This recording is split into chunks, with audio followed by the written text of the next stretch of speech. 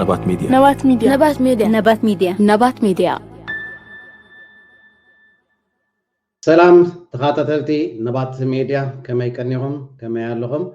أبا زلزلهم سلام انتعنا نعاهم يكون نابلنا لما عطون كم تلمت استفر عليه تحسد زلهم مدبات كلنا كدميو جن لما عطي نقول لهم أمنتي كريستنا مالتي رحس بعد مسكال يقبرلكم يقبرلنا كنبل نفتو كمتي بتدغاغامي نبلو دما زغنا يكون حبريتا ويدما زغنا اب محبراو ميديا ويدما اب يوتيوب كزركا حلو تبلو انت دا لكم بز قطر تليفون اب تحت دلو كترخونا تخوليهم تخاتاتلتي نبات ميديا نحنا دما ككم اوانو ويدما اب غزيين ساعات دما نباهم كنبلينا سلازي شير لايك سبسكرايب ناغبرنا دما مورالن متبعنا مهاب دما كنحمق يبلنا مسكل سننا مسكل بيزعنا مسكل عيننا مسكل سننا مسكل بيزعنا مدحانيتنا لإلا عملنا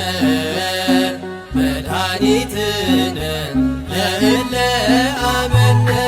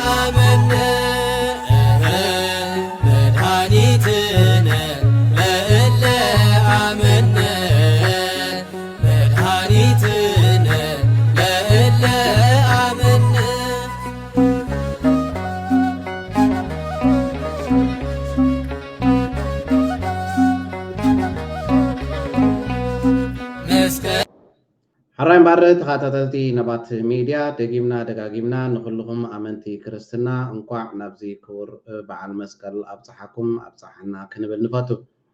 حرام بارد نبت زغز المدبة كنحلف تخاطرتي نبات ميديا ذات السعب فيديو مجمريا نسمع ايامو نحناون نهبو قبر ملسي قالنا حبيرنا نكتاتلو ሁሉም ሀገራት በቀይ ባህርና በህንድ ውቅያኖስ የጋራ ተጠቃሚ ሊሆኑ ይገባል ሲሉ ፕሬዝዳንት ታዬ አጽቀሥላሴ ጥሪ አቀረቡ። በዓለም አቀፍ ሕግ መሰረትም ባህር የሰው ልጆች የጋራ ሀብት በመሆኑ ይኸው ተጨባጭ እንዲሆንም ጥሪ አቅርበዋል። በኒውዮርክ እየተካሄደ ባለው የተባበሩት መንግስታት ድርጅት 80ኛ ጉባኤ ላይ ትናንት መስከረም 15 2018 ንግግር ያደረጉት የኢትዮጵያ ፕሬዝዳንት ታዬ አጽቀሥላሴ በቀይ ባህርና በህንድ ውቅያኖስ የእኩል ልማትና የጋራ ጸጥታን ለማረጋገጥ ኢትዮጵያ ጥቅል ማዕቀፍ ያለው አቅጣጫ እንደምትከተል ገልጸዋል። ባህር የሰው ልጆች የጋራ ቅርስ ስለመሆኑ በዓለም አቀፍ ሕግ የተደነገገው ተጨባጭነት እንዲኖረው ሁሉም ሀገራት እውነታውን ተቀብለው ከሌሎቹ ጋር እንዲተባበሩም ጥሪ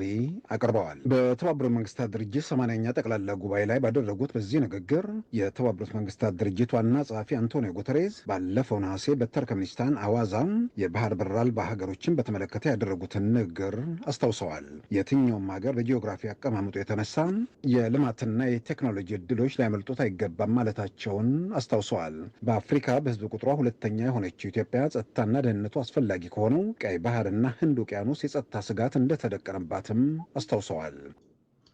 حراي كم زي كنسمعن كنكاتاتلن صنحنا يتخاتلتي نبات ميديا بطعمي زحفرون اليوم والحنتي لوط يبلن تقدم حجي ززاربو زنبرو ازي غوسباس زغورلو زلوي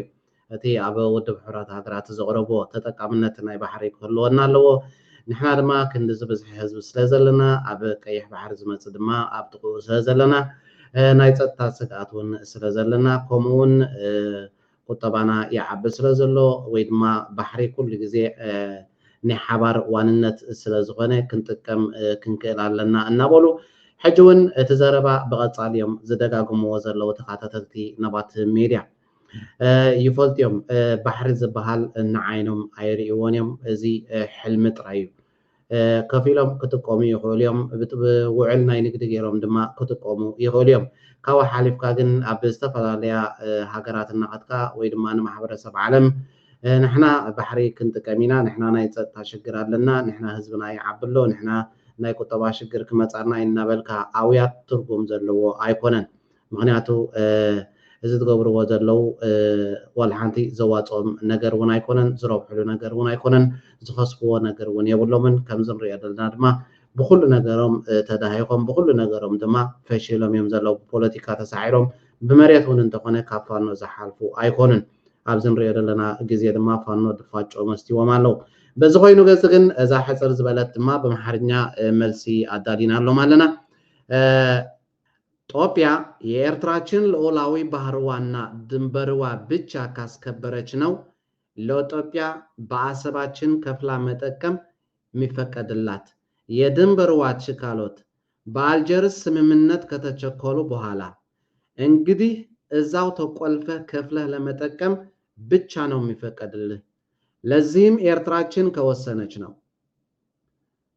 ጉዟችሁ እዛው ቡሬ ደረቅ ወደብ ታመጡታላችሁ ኤርትራውያን ብቻ የወደብ ሰራተኞች ከቡሬ ወደ አሰባችን ያደርሱታል ከውጭ የመጣላችሁ እቃዎታችሁ ደግሞ ከአሰባችን ተቀብለው እዛው ቡሬ ደረቅ ወደቡ ያደርሱታል እናንተ እንደፈለጋችሁ ወደ ጦቢያችሁ መሃል አገር ታደርሳላችሁ ማለት አንድ ጦቢያዊ ዝር ብሎ ድንበሮቻችን አይሻገርም አከተመ ካልፈለጋችሁ ሄዱ ጅቡቲ ሄዱ ሶማሊያ ሄዱ ኬንያ ወራችሁ ወይ ድማ ከፍላችሁ ተጠቀሙ 10% ከጦቢያኖች ገቢ ብለን አሰባችን አናቆሽሽም ገባችሁ ጦቢዶዞች አራይ እዚ ድማ በቲ ቋንቋም ዝቀረበ ግብረ መልሲ ስለዚህ ዓሰብ ዝበሃል ንዓይንኹም ኣይንርእየኩም ኢና ብፍላይ ድማ እዚ ውዕል አልጀርስ እቲ ሽኻል ድማ ብወግዒ እንተዳ ተሸኺሉ أبا تحاصيركم ويدما تعاصيهم ترايهم تنورو اتحانت مس ኤርትራውን ውዕል ንግዲ ትገብሩ ዋድማ أبا عفر درق ودب كتقبرو كفقدكم يو كاب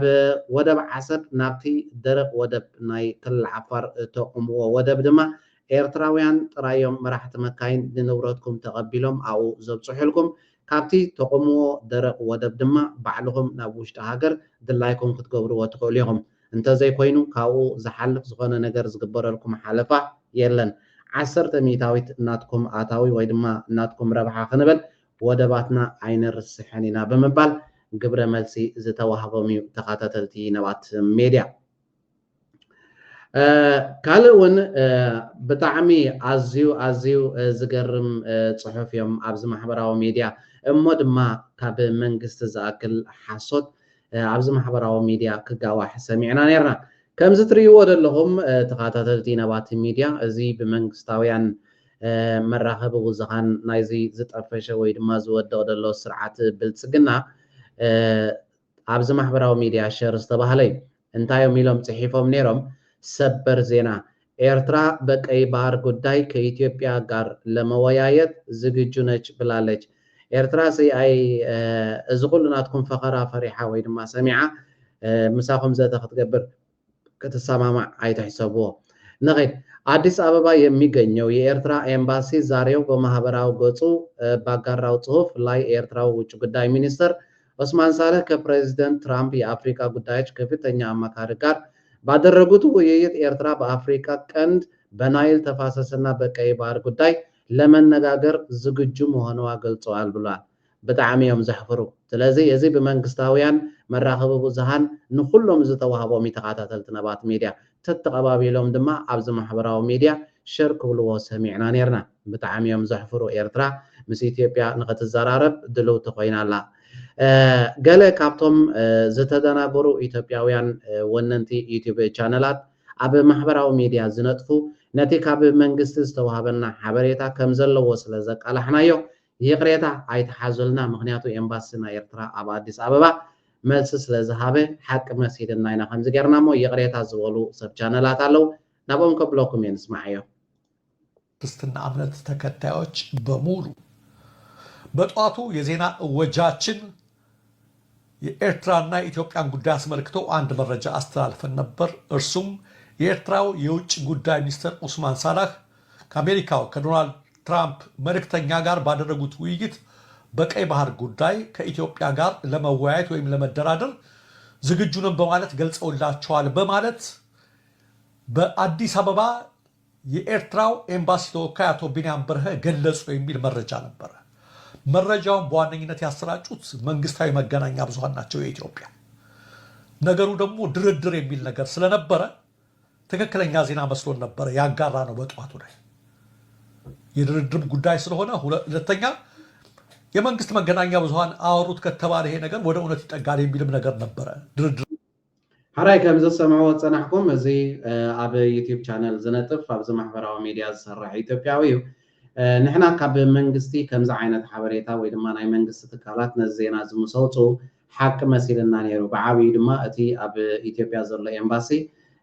መልእኽቲ ወይ ድማ ሓበሬታ ሂቡ ኢሎም ዝሃቡና ሓበሬታ ኢና ኣጋዊሕና ይብል ዘሎ ንዑ ይቅሬታ ተሓተሉ ዘሎ ድርም ስለሚመለከት የሆነ ሆኖ ይህን ዜና በተመለከተ አቶ ቢንያም በርሀ በአዲስ አበባ የኤርትራ ኤምባሲ ተወካይ ዜናው ፌክ ኒውስ ነው ብለዋል እንደምትመለከቱት ውሸት ነው ኤርትራ በባህሯ በመሬቷ በአየር ክልሏ ላይ አሁንም መቼም ቢሆን አትደራደር ብለዋል ስለዚህ ጧት የተላለፈው መረጃ ዲስቶርትድ የሆነ ነው ሆነ ብለው አሳስተውናል ማለት ነው ይሆን ሆኖ እኔም የተሳሳተ መረጃ ስላቀረብኩ ከተጠያቂነት አላመልጥም ስህተቱ የኔም ጭምር ነው ከሚመለከተው አካል ክሮስ ቼክ ማድረግ ነበረብኝ ጉዳዩ የድርድር ነው በማለት እንዲሁም መንግስታዊ መገናኛ ብዙሃን ዘግበውታል በማለት ትክክለኛ መስሎን ነበረ ሆኖም የኤርትራው አምባሳደር ስህተት ነው ፌክ ኒውስ ነው ብሏል ዜናው በዚህ አግባብ ይስተካከል ለተፈጠረው ስህተት አድማጮችን ተመልካቾችን ይቅርታ ጠይቃለሁ ብጣዕሚ ይሕፍርዮ ብመንግስታውያን ትካላት እዩ እዚ ማሕበራዊ ሚድያ ተዘርጊሑ ኤርትራ ምስ ኢትዮጵያ ክትደራደርያ ወይ ድማ ዘተ ክትገብርያ እናበሉ ኣብዚ ማሕበራዊ ሚድያ ሸር ዝብልዎ ዝነበሩ እዚ ሓደ ካብቶም ሸር ዝበልዎ ይቅሬታ ድማ ሓቲትሉ ኣሎ ንተኸታተልቲ ይቅሬታ ምሕታት ድማ ልቦናይ ጌና ካልኦት ኢትዮጵያውያን እውን እዚ ዝገብርዎ ዘለዉ ኣካይዳ ኩሎም ኣብ ማሕበራዊ ሚድያ ዝነጥፉን በብሓደ ይቅሬታ ክሓትዮም ዝገብርዎ ደለው እናፈለጡ ይፅይቁ ስለ ዘለዉ ምናልባት እዞም ሕጂ ተደናግርዎም ዘለዉ እዞም ሕጂ ዘየድሊ ኣብዚ ማሕበራዊ ሚድያ ሸር ክብሉ ወይ ድማ ናይቲ ዝወድቕ ዘሎ ስርዓት ናቱ ተላኣኽቲ ኮይኖም ማሕበራዊ ሚድያ እናዊፆምና ዘለዉ ብሓሶት ዜና እታ ናይ መጨረሽታ ዕጨኦም ድማ እቲ ደሎ ስርዓት ራሕሪሕዎም ክኸይዱ ሽዑ እንታ ክንገብሩ እዮም ከዓ ሓቢርና ክንሪኦ ኢና ዕድመን ጥዕና እንተሂብና ልክዕ ከምታ መንግስቲ ሃይለማርያም ንኩሉ ትካላቱ ወይ ድማ ንኩሎም ሰራዊቱን ንኩሎም ጀነራላቱን ራሕሪሑ ንበይኑ ነፋሪት ተሰቂሉ ዝሃደመ ማለት እዩ ዝፈርጠጠ ገለ ካብኡ ምንጭት ኣቢልና ዜና ምፂና ኣለና ኣለና ንስማዕ እያ ሳቸውን አውሮፕላን ጠልፈው ሸሹ፣ ግንባሬን እሰጥላታል የሚሏትን አገር ትተውና ሰራዊታቸውን በትነው ፈረጠጡ የሚሉት ገለጻዎች የቀድሞ ጓዶቻቸው በመጽሐፎቻቸው ላይ ያሰፈሩት ነው። የኮሎኔል መንግስቱ ኃይለማርያም ከስልጣን የመልቀቅ የኩብለላና የፍርጠጣ ዜና እየተፈራረቀ የተደመጠው ከ33 ዓመታት በፊት ልክ በዛሬዋ ቀን ነበር። ያኔም ዕለቱ ማክሰኞ ነበር። የኮሎኔል መንግስቱ ኩብለላ ከተረጋገጠ በኋላ የአገሪቱ መሪ የሆኑት ተስፋዬ ገብረ ኪዳን ነበሩ። ለ7 ቀናት ብቻ የቆየውን ይህንን መንግስትም እነ ቢቢሲ የተስፋዬዎች መንግስት እያሉ ቀልደውበታል። ሃራይ ከምዚ ክንሰምዖ ፀናሕና እታ ናይ መጨረሻ ዕጨኦም ድማ መንግስቱ ኃይለማርያም ኣብቲ ዝተሰዓረሉ ግዜ ንብሙሉኡ ሰራዊቱ ይኹን ካልእ ነገሩ ራሕሪሕዎ ዝፈርጠጠ እዚ ወዲ በሻሻ እውን ኣብ መጨረሽቱ ኣብ እዋን ዕርቦቱ ስለ ዘሎ ድማ ራሕሪሕዎም ክኸይድ ማለት እዩ። ሽዑኸ እንታይ እዮም ክብሉ ከዓ ክንርኢ ኢና። ምክንያቱ እናወደቐ እናረኣይዎ እናጠፍአ እናረኣይዎ እናዓነወ እናረኣይዎ ጥራይ ገንዘብ ንኽበልዑ ክብሉ ንሓሶት ተለማሚዶም ክሰርሑ ከለው ብጣዕሚ የደንጉፅኻ። ብፍላይ እዞም ንዕኡ ደጊፎም ኣብዚ ማሕበራዊ ሚድያ ዓንገረር ዝብሉ ዘለው ናቱ ሰዓብቲ ወይ ድማ ናቱ ተኸተልቲ ማለት እዩ ብጣዕሚ እዮም ዘሕፍሩ፣ ብጣዕሚ እዮም ድማ ዘደንግፁ። ዶክመንቶች እንደሚያሳዩት ኢትዮጵያን ወክሎ ሊጠይቅ ይገባ የነበረው አካል ኢትዮጵያን የሚወክል የባህር በር ጥያቄ ምንም ሲያነሳ አናይም። ይልቁን ሊያነሱ የሚፈልጉ ኢቭን እንደው በፍትሃዊ አምሮ ይሄ ነገር ትክክል እኮ ለኢትዮጵያስ ማን ይጠይቃል ብለው የጠየቁ ዝም በሉ እስከ ማለት ድረስ የሚሄድ አካል ነበር ኢትዮጵያን ወክሎ የቀረበው። አንደኛ ኢትዮጵያን ለመወከልስ ብቁ ነው ወይ የሚለው ራሱን የቻለ ጥያቄ ነው። በህዝብ ያልተመረጠ መንግስት መሆኑ ብቻ ሳይሆን መንግስትም አልነበረም፣ የሽግግር መንግስት ነበር እና የሽግግር መንግስት በተለይ የመጀመሪያው ውሳኔ ሲደረግ አይ ቲንክ የሬፈረንደም የኤርትራ ሬፈረንደም ዶክመንት ወደ ገጽ 24 አካባቢ ይመስለኛል ግልጽ በሆነ ሁኔታ የሚያሳየው ኢቭን ኢፒአርዲኤፍ የሚባለው የኢህአዴግ የሚባለው የተመሰረተበትን አሳታፊነት የሌሎች ህዝቦች አሳታፊነት ኋላ ላይ እናደርገዋለን የሚል ቲፒኤልኤፍ ብቻውን በጉዳዩ ላይ እንደተስማማ የሚያሳይ ነው። ስለዚህ ኣብቲ ሬፈረንደም ዝግበረሉ ዝነበረ ግዜ ወይ ቅድሚኡ ማለት እዩ ንኤርትራ ወይ ድማ ንኢትዮጵያ ወኪሉ ምስ ብዛዕባ ጉዳይ ናይ ባሕሪ ዝዛረብ አካል ኣይነበረን ወይ ድማ ናይ ህዝቢ ተሳታፍነት ንኸይግበር ናይ ህዝቢ ተሳታፍነት ድሒሩ ክስዕብ ብምባል እዚ ይወደግ ዝበሃል ድማ ክሳብ ዝስቕበሉ ኣይምልከተኩምን እናበለ ክሳብ ምፍርራሕ ዝኸደ ስጉምቲ ዝወስድ ነይሩ። ስለዚ ብዛዕባ ባሕሪ ዝተሓተተሉ ጉዳይ ኣይነበረን ኣብቲ ግዜ ቲቪ ተዘንቱ ዘሎ እዚ። ስለዚህ የኢትዮጵያን ፍላጎት ሙሉ በሙሉ አሳልፎ የሰጠ ምንም አይነት አይኑን ሳያሽ ውሰዱልኝ የማለት ያህል የባህር በርን የሚያክል ነገር የተሰጠበት ሁኔታ ነው። የኤርትራን ሉዓላዊነት እናከብራለን ስንል ሓራይ ዝኾነ ይኹን ብዘይ ዝኾነ ይኹን ሕቶ ነቲ ባሕሪ ብዛዕባ ናይ ኢትዮጵያ እንታይ ክትከውን እያ ከይተሓስበሉ ብሙሉኡ እዚ ይወደግ ዝበሃል ማለት እዩ ንኤርትራ ሂብዋ ብለና ኣሎ ንኸይድ ክንምልሰሎም ኢና በቲ ቋንቋኦም ጌርና። ኤርትራውያን ከኢትዮጵያ የተለየን ራሳችን የቻል ሀገር ነው የሚለውን የሉዓላዊነት ፍላጎታቸውን እናከብራለን። እነሱ ተገንጥለው ሀገር የሆኑበት ሬፈረንደም እናከብራለን። የምናከብረው ግን የራሳችንን ጥቅም የተነካበትንም ጨምረን አይደለም። ንኤርትራ እቲ ናፃ ብምዃን ወይ ድማ ናይ ምግንፃል ድሌቶም ነኽብረሎም ኢና። ክነኽብረሎም ከለና ግን ናህና ጥቕሚ ሂብና ኣይኮናን ወይ ድማ ናህና ንብሎ ነገር ብምሃብ ኣይኮነን እዩ ዝብል ዘሎ። በፍንጫኻ እምበር በፍንጫኻ ፈቲኻ ፀሊኻ ዕረ እንዳጣዓመካ ኢኻ ተቐቢልካዮ። ምክንያቱ ኣይናትካን እዩ ባሕሪ ኤርትራ ኣብ ትሕቲ ዝኾነ ይኹን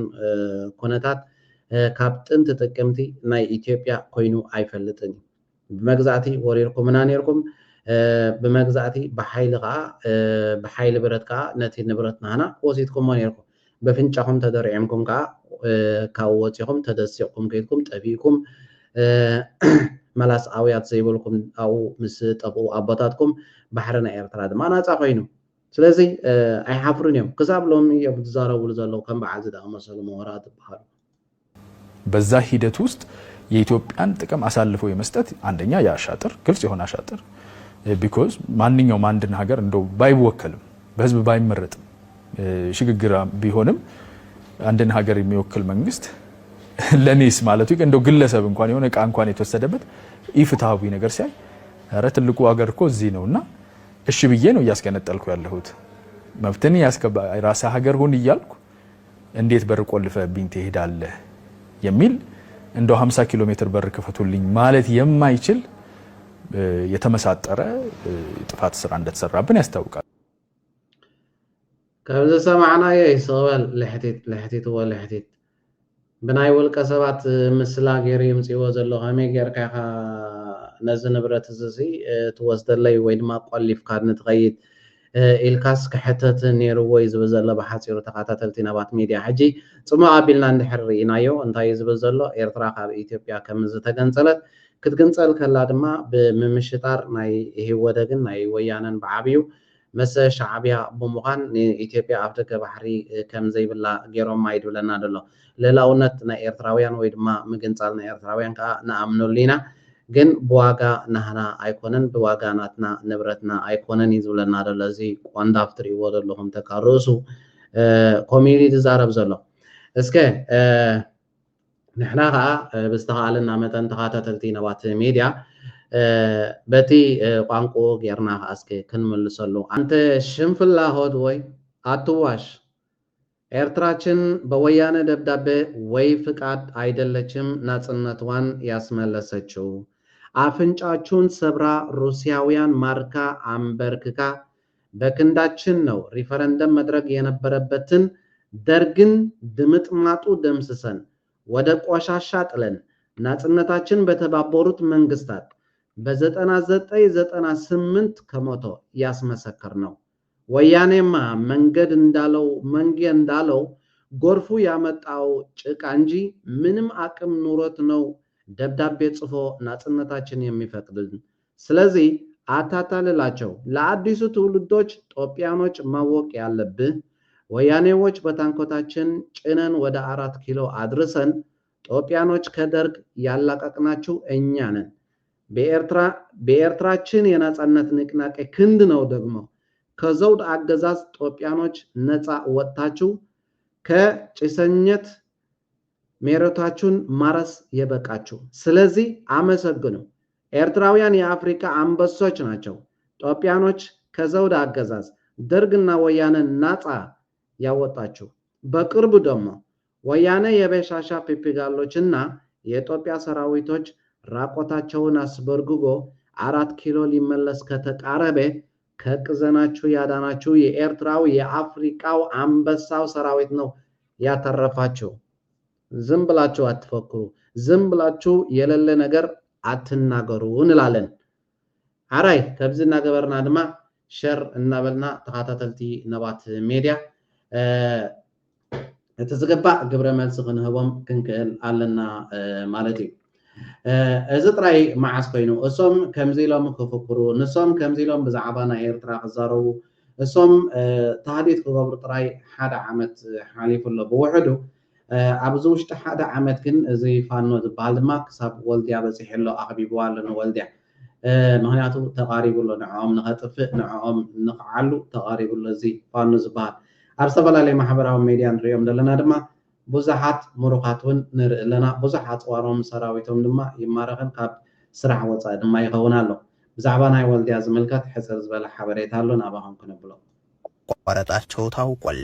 ከማለዳ ጀምሮ በወልዲያ ውስጥና መዳረሻ ስፍራዎች ማለትም ጀነት ሆበር የተሰኘ መግቢያ ቦታም መቻሬ ተባለና ስቴዲየም ያለበት ቦታ እንደዚሁም ከባህር ዳር ወደ ወልዲያ መግቢያ ላይ በሚገኘው ጥቁር ውሃ አካባቢ ጠንካራ ውጊያ ሲደረግ ነበርም አንድ የከተማዋ ነዋሪ በርከት ያለ የመሳሪያ ድምጽ እንሰማ ነበርም ከምሳ ሰዓት በኋላ የመሳሪያው ድምጽ ረገብ ማለቱን ተከትሎ حري كبزخن سمعت صنحنا تخاتلت نبات ميديا نسم እናፈከሩ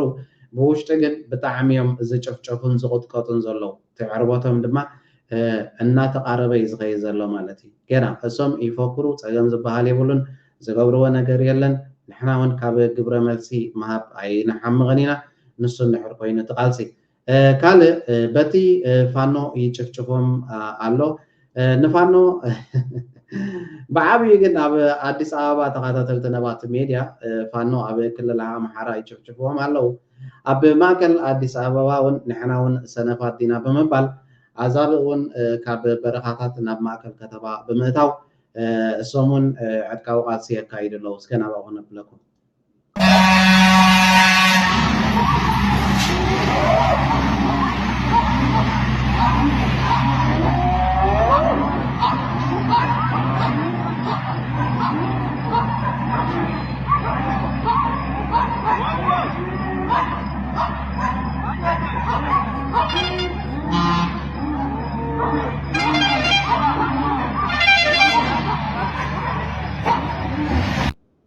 حراي كم زريهم لنا تخاتلتي نبات ميديا زيوم كا أب أديس أبابا أب كتما أديس أبابا نحناون فتحي ندللنا نحناون شكونا أي ندللنا بمبال عذاب كم زتريهم دلهم ببزح مالتي نبت كتما أطو جميرهم الله الصومون تزعامهم كالسيا كايد الله جينا بجيب كل عم ترشتو نفاريت تسعينهم كهذا مغلو زم عذاب تريهم دلهم نسامون كوحتوهم يوم باتي فانو يشوفوهم على أب ماكل أديس أبا دما توم تريوهم دلهم عذابك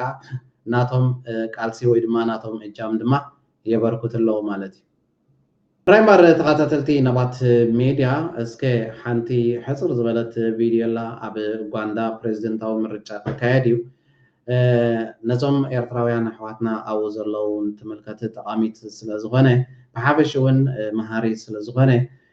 انت عينت وسقاسي مزغور دلو مجمريا نزا فيديو زي أمون رأيا As that are loitering around this country illegally, the day I become president of this great country will be deported immediately. تخاتلتي نبات ميديا كم زغن سمعن نكتاتولن زلنا من البات زي حدا كابتم ان بريزنتاوي مرجع زوارا دروزلو حصياتيو اسقا كم زسمع دلنا من البات ابزا هاجر زغو زحاسدتنياتا زي حقاويان الله ابتناي مجمريا معالتي ወይ ድማ ፕሬዝዳንት እንደዛ ተዓዊተ ዝምርጫ እንደሓዳ ተዓዊተ ابتناي مجمريا ናይ ምምሕዳር ግዜ ዝገብሮ ስጉምት ተለ ኮይኑ ነዞም ዘይ ሕጋውያን ስደተኛታት መጠራዚ ተቀንድናተ ዕላማ ይብላሉ ስለዚህ ክገብርዎውን ይኽእል እዮም ምናልባት ውን እንተ ተዓዊቱ ዘይገብርዎ ኣይኮንን ካል እንታይና ክንመሃረሉ ዘለና ተኸታተልቲ ነባት ሚድያ ኣብ ዝሓለፈ ወራራት ወይ ድማ ቀዳማይ ካልኣይ ሳልሳይ ወራር ምስ ወያነ ኩናት ኣብ ዝነበረሉ ግዜ ብሓፈሹ ሚስ ኢትዮጵያ ኩናት ኣብ ዝገጠምናሉ ግዜ ብዙሓት ኤርትራውያን ካብ ኣዲስ ኣበባ ይኹን ካብ ካልኦት ክፍልታት ናይ ኢትዮጵያ ብዙሓት ኤርትራውያን ተሰኺጎም እዮም ክስገጉ ከለዉ ከዓ ነዛ ተኸዲኖማ ዝነበሩ ክዳን ተኸዲኖም እዮም ንኤርትራ ከይዶም ማለት እዩ በዚ ኩሉ ሃብቶም እዚ ኩሉ ንብረቶም ድማ ዋላ ሓንቲ ከይተማልኡ ናብ ኤርትራ ኣትዮም ኤርትራ ሃገሮም ስለ ዝኾነት ነታ ሂወቶም ግን ድሒኖም ማለት እዩ እቲ ዝኾነ ንብረቶም ወይ ድማ እቲ ዝነበረ ሃብቶም ድማ ኩሉ ጠፊኡን ተራሲን ተዘሚቱን እዩ ስለዚ ካብዚ ክንመሃር ክንክእል ኣለና ሓደ እግርኻ ኩሉ ግዜ ናብ ኤርትራ ናብ ዓድኻ ክትገብር ክትክእል ኣለካ ሙሉእ ዓቕምኻ ናብ ዘይትፈልጦ ሃገር ናብ ዘይትፈልጦ ዓዲ ከተዋፍር የብልካን ወይ ድማ ኣብኡ ንዝኾነ ይኹን ኣሚንካ ወይ ድማ ንመጻኢ ሂወተይ ክመርሕ ሄልካ ጥጡሕ ናብራ ትሓስብ ዘለካ ኤርትራዊ ክልተ ግዜ ክትሓስብ ክትክእል ኣለካ ምክንያቱ ኣብኡ ትካላት እንተገበርካ ኣብኡ ስራሕ እንተገበርካ ፀገም ዝበሃል የብሉን እቲ ሓደ እግርኻ ኣብ ዓድኻ ክረግፅ ኣለዎ እቲ ሓደ እግርኻ ድማ ኣብ ትነብረሉ ዘለካ ሃገር ኤውሮፓ ይኹን ኣፍሪካ ብዘይገድስ ኣብኡ ከዓ እቲ ሓደ እግርኻ ክረግፅ ኣለዎ ስለዚ